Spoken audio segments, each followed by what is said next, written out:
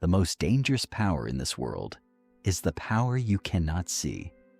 In the study of human nature, we are taught to obsess over the lion, the loud, the aggressive, the one who demands space and constant attention. But the lion is easy to spot. The lion is predictable. The lion can be avoided or trapped because his ego always announces his arrival. But Robert Greene, in the 48 Laws of Power, teaches us a much deeper, much more haunting lesson. He teaches us about the fox. In the complex, shifting landscape of female physiology and psychology, the fox is the undisputed master of the social terrain. Think about the way a woman's brain is wired for hyper-attunement. This isn't just a personality trait. It is biological hardware developed over 10,000 years of survival. From an evolutionary standpoint, women survived not through physical dominance, but through social intelligence. She is the world's most natural, behavioral analyst. Before you have even finished your first sentence, before you have even settled into your chair, she has already mapped your tone, your micro-expressions, the tension in your jaw, and the widening gap between what you say and what you actually mean. Machiavelli wrote that the prince must be a fox to recognize traps and a lion to frighten wolves. In the feminine experience, recognizing the trap is always the first priority. Safety is found in the details that everyone else ignores. This is why intuition is so often misunderstood by the common person as a simple feeling. It isn't a feeling. It is a high-speed subconscious calculation, an algorithm of the soul. It's the ability to see the 48 laws playing out in real time, even in a casual grocery store line or a high-stakes corporate boardroom. She knows Law 1. Never outshine the master. She knows how to make others feel powerful and central, while she quietly directs the flow of the room from the shadows. This relates to every common person because we all live within these hidden hierarchies, whether it's your boss, your partner, your sibling, or your mother. The woman who understands her own physiology knows that her greatest weapon is information, and information is gathered through listening, not through talking. It is gathered through the gray rock method, becoming an unreactive, boring, stone-like surface that others project their own insecurities onto. By the time you realize you've revealed too much of your hand, she has already moved the chess pieces. She has built what Marcus Aurelius described as the internal citadel, a place of mental refuge where no insult, no social pressure, and no emotional manipulation can penetrate. She watches the storm from inside the tower, untouched by the rain. But there is a heavy cost to this level of attunement. To be that sensitive to the environment means your nervous system is always on. The physiology of the feminine is one of constant scanning. It is a heavy burden to read the subtext of every conversation, to feel the tension in a room before a single word is spoken. If you are a woman listening to this, you know the deep, bone-weary exhaustion that comes from managing the energy of everyone else in the room. If you are a man, you need to realize that the mood you see on the surface is often the result of 1,000 unseen observations that she has been processing for hours while you were distracted by the obvious. Today, we stop looking at the surface of things. We stop believing the lies of politeness and agreeability. We go deep into the biology of the quiet power. We look at why silence is her most effective filter, and how she uses the Socratic method, the art of asking the right question at the precisely wrong time, to win arguments without ever raising her voice. Most people think power is taking what you want. Real power, fox power, is making the other person want to give it to you. It is the art of the soft frame. It is the ability to remain calm while the world is in chaos. It is the realization that he who cares less wins. Take a deep breath. Slow down your heart rate. Feel the weight of the air in the room. Prepare yourself, because we are about to dismantle everything you thought you knew about social dynamics. We are about to let the architecture of the feminine mind reveal its true, unshakable, and ancient strength. In the world of psychology and in the world of power, value is a ghost created by scarcity. If something is everywhere, if it is easy to touch, easy to get, it is worth nothing. If it is hard to reach, if it requires effort and sacrifice, it becomes a prize that men will kill for. Robert Greene's Law 16 states, "Use absence to increase respect and honor." The feminine psyche understands this on a cellular level. This is why the chase is a universal human dynamic that never goes out of style. Physiologically, when a woman pulls back her energy, when she stops responding to every text in seconds, when she stops being the one to fill the silence, she creates a vacuum, and nature abhors a vacuum. The people around her feel the law of scarcity kicking in. They begin to work harder for her attention. They begin to value her yes because she has shown them the heavy weight of her no. This isn't about playing games for the sake of a shallow ego. It's about self-possession. It's the realization that your energy is your most valuable currency, and you should be the only one who controls the vault. Marcus Aurelius said, "You have power over your mind, not outside events. Realize this, and you will find strength." A woman who has mastered her own physiology knows that she doesn't need to control the man, or the boss, or the crowd. She only needs to control her own availability. She understands that the frame of any interaction is determined by who is more grounded in their own reality. Think about the Socratic method in a relationship or a conflict. When tension rises, a weak person explains. A weak person tries to justify their existence. But a strong person, a person who owns the frame, they ask questions. Why does this bother you so much? What are you actually trying to achieve by being so loud right now? By turning the focus back on the other person, she remains the observer. She remains the judge. She remains the internal citadel. While the other person is emotional and scattered, she remains as still as a mountain lake. This is the lion and the fox in perfect balance. Every common person, in every walk of life, can learn from this. We leak our power by being too available.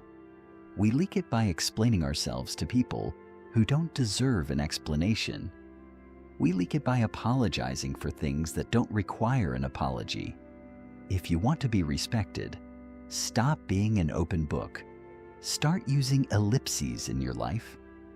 The pauses, the unanswered questions, the moments where you simply walk away and let the other person sit in the uncomfortable silence you left behind. Silence is the ultimate gray rock. It gives nothing for the wolves to bite onto. It forces the other person to confront their own reflection in the mirror of your stillness. It makes them wonder what you are thinking. And in that wondering, you have captured their mind. This is the physiology of command. It isn't loud. It isn't desperate. It's steady. It's the quiet power of the one who is perfectly willing to walk away and never look back. Most people are terrified of being alone. The fox is not. The fox knows that solitude is where the citadel is built. When you stop fearing the silence, You start owning the room. Slowly, let that sink in. You are not a reaction to the world. The world is a reaction to you. Let's go deeper into the mechanics of behavioral analysis. Robert Greene's Law 33. Discover each man's thumbscrew. The feminine intuition is a heat-seeking missile for the thumbscrew. The insecurity, the hidden desire, the emotional trigger that makes a person tick. She sees it because she is always looking for the inconsistency. When a man acts overly macho and aggressive, she sees the hidden fear of appearing weak. When a peer is overly helpful and accommodating, she sees the desperate need for control or validation. This behavioral analysis is her primary defense mechanism. By knowing where your thumbscrew is, she ensures that you can never truly hurt her. She holds the mirror up to you, often without you even knowing it. She watches how you treat the waiter, how you handle a small delay, how you speak about those who can do nothing for you. In those small moments, you are telling her your entire life story. But this power comes with a massive responsibility to the self. If she uses this to manipulate for petty reasons, she loses the integrity of her internal citadel. She becomes a slave to the game she is playing, and the fox becomes the prey. The great philosophers, from Socrates to Aurelius, warned against losing one's soul in the pursuit of influence. This is why the sovereign woman is so rare and so magnetic. She is the one who understands the 48 laws, but chooses which ones to play and which ones to discard with a flick of her wrist. She uses Law 46. Never appear too perfect. She shows a small flaw, a human moment, to disarm the envy of others and make them feel safe. She knows that Law 10, infection, avoid the unhappy and unlucky, is the absolute key to her mental health and her physical vitality. If you are surrounded by people who drain your physiology, you must cut the cord. This is the lion side of the feminine psychology. The surgical precision of walking away from a toxic dynamic without a second thought. No drama, no explanation, just an exit. Think about your life right now. At this very moment, who are the infectors in your circle? The ones who bring drama, chaos, and weakness into your energy field? Your physiology reacts to them before your mind even has a chance to catch up. The tight chest, the shallow, rapid breath, the sudden headache behind your eyes. That is your body telling you that your frame is being invaded. That is your biological warning system telling you that your citadel is under siege. Use the gray rock method here. Give them nothing, no emotion, no reaction, no information, no fuel for their fire. Eventually, like any parasite, they will look for a new host because you have become a desert. This is the fox's way of winning a war without ever stepping onto a bloody battlefield. It is the ultimate application of Machiavellian principles to the life of an everyday person. It is the art of being the lion and the fox. You are the sole guardian of your own energy. No one is coming to save your peace of mind. No one is coming to defend your boundaries. You have to build the walls of the citadel yourself, brick by brick, silence by silence. Stop asking for permission to be firm. Stop asking for permission to be difficult. A queen does not ask permission to defend her borders.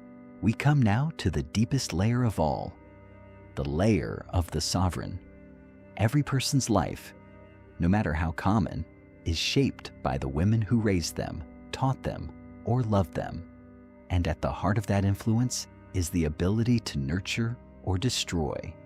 In ancient mythology, the feminine is always represented by a duality. The goddess of the hearth who keeps the fire burning, and the goddess of war who burns cities to the ground. There is a profound lesson here for the modern world. The same hands that heal and comfort can also cut ties with a cold, surgical, and final precision. Nietzsche talked about the will to power. In women, this power is often expressed through influence rather than dominance. Dominance is loud, it relies on force, and it always creates resistance. Influence is quiet. It relies on persuasion, and it moves the world while the world thinks it's moving itself. When a woman reaches her highest philosophical state, what we might call the queen archetype, she no longer needs to use fox tactics to get her way. She has become a sovereign. She doesn't chase validation because she is the validation. She doesn't argue for her value. She simply lives in a way that makes her value undeniable to anyone with eyes to see. This is the goal for all of us, regardless of gender. To reach a state where our internal citadel is so strong that the opinions of others are like wind against a granite mountain. The mountain doesn't ask the wind to stop blowing. It doesn't get angry at the storm. It simply remains exactly what it is. But to get there, we must respect the complexity of the journey. Understand that the moods and fluctuations you see in the women in your life are often biological tides.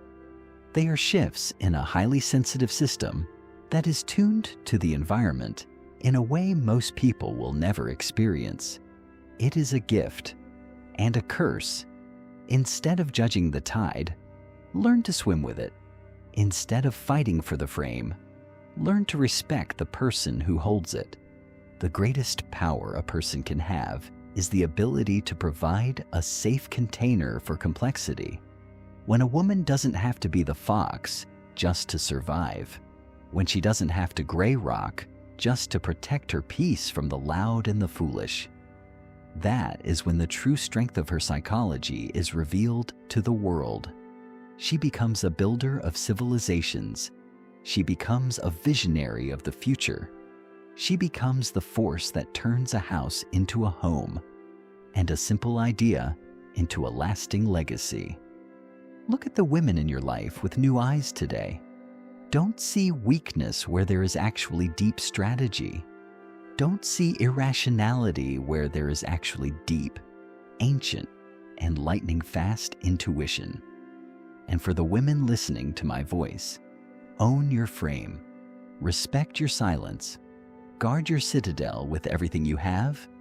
You are the architects of the social world. The world moves because you allow it to move, and it stops when you say no. Never forget that your power is not in your volume. Your power is in your presence. Your power is in the space you refuse to fill. Take another breath. We are almost there. The final integration is coming. We have traveled through the fox's cunning, the lion's boundaries, and the stoic's calm. But there is one final room in the internal citadel we must enter before we are finished. The room where you keep your shadow. Carl Jung, the great explorer of the human soul, said, "Until you make the unconscious conscious, it will direct your life, and you will call it fate." For many women, the shadow contains their lion. It contains the anger they were told was unattractive or mean. It contains the ambition they were told was too much for a polite society. And it contains the coldness they were told was cruel. But true strength is not the absence of these things. Strength is the integration of them. A woman who is only kind is not virtuous. She is merely harmless. A woman who is capable of being dangerous, but chooses to be graceful, is a sovereign. She is a person who has conquered her own nature. Robert Greene's Law 48. Assume formlessness. This is the ultimate state of the integrated woman. She cannot be pinned down by the labels of others. She cannot be categorized as just a mother, just a boss or just a partner. She is fluid, like water, which is the softest thing in the world, yet can wear down the hardest rock. She uses the Socratic method on her own internal critics. When the voice of society, or the voice of a critic, says, "You're being too difficult," she looks them in the eye and asks, "Difficult for whom? And why does your convenience matter more than my truth?" This is where the gray rock turns into an unconquerable mountain. You are no longer just avoiding conflict. You have become the environment where conflict dies because it has nowhere to land. People don't try to manipulate a mountain. They don't try to frame the sky. Marcus Aurelius wrote, "The soul becomes dyed with the color of its thoughts." What color are your thoughts today? Are they the pale, washed-out colors of politeness and seeking approval? Or are they the deep, rich, and dark colors of conviction? As we close this 30-minute journey together, I want you to feel the massive weight of your own presence. Don't rush back into the noise of the world. Don't check your notifications. Stay in the internal citadel for just a few moments longer. Listen to your breath, the rhythm of your own life.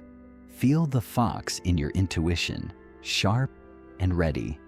Feel the lion in your boundaries, strong and silent. And feel the stoic in your peace, deep and unshakable. You have the map now. You have the 48 laws. You have the Socratic mind. The world is a mirror. It only reflects back what you are willing to project. If you project hesitation, the world will push you until you fall. If you project sovereignty, the world will step aside to let you pass. Choose the second path, not because it is easy, but because it is the only one where you are truly free. Not because you want to hurt others, but because you refuse to let others hurt the soul you were given. The 30 minutes are over, but your reign is just beginning. The mirror is in your hands now. What will you choose to show the world? Stay sharp. Stay deep, stay sovereign, and above all, stay silent until your words are worth more than the quiet. The citadel is yours. Guard it well.